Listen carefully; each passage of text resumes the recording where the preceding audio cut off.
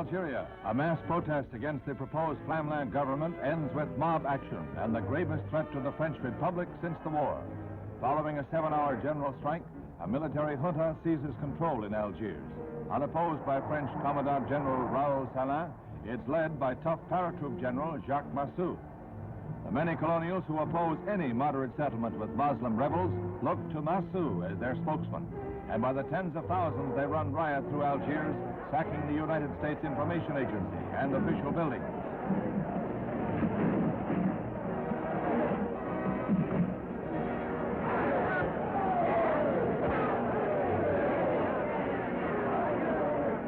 A bitter product of a costly 43-month-old rebellion without an end in sight and of chronic political crisis in Paris. This was the 28th day without a premier in office. At Government House in Algiers, even while the junta was taking over, the mob surged through the grounds and the building. Finally, 30,000 massed outside to hear Massu launch a political thunderbolt by calling on General De Gaulle to return to power over all of France.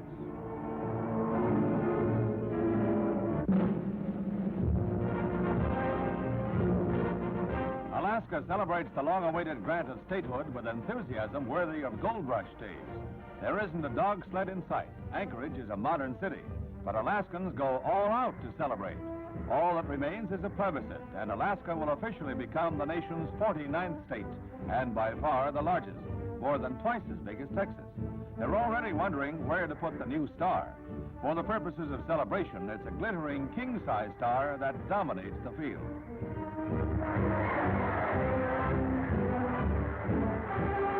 The celebration in the streets lasted through the night.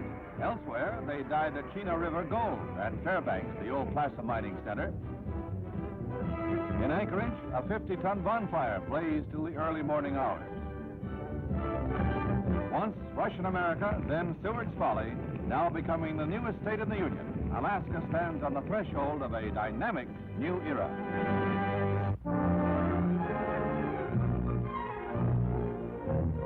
At White Sands, the Army displays its missile arsenal and gives the first demonstration of the Nike Hercules, successor to the anti-aircraft Nike Ajax that now rings the nation's key cities. With a more reliable solid fuel system, Hercules can carry an atomic warhead. In 2 minutes, it smashes a target 55 miles off.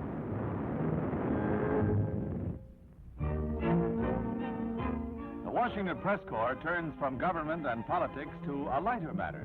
It's Ike and Mamie's 42nd wedding anniversary, celebrated with a cruise on the Potomac aboard the presidential yacht Barbara M. Major and Mrs. John Eisenhower and the president's 4 grandchildren accompany them. That big box carried aboard might be a cake or it might not.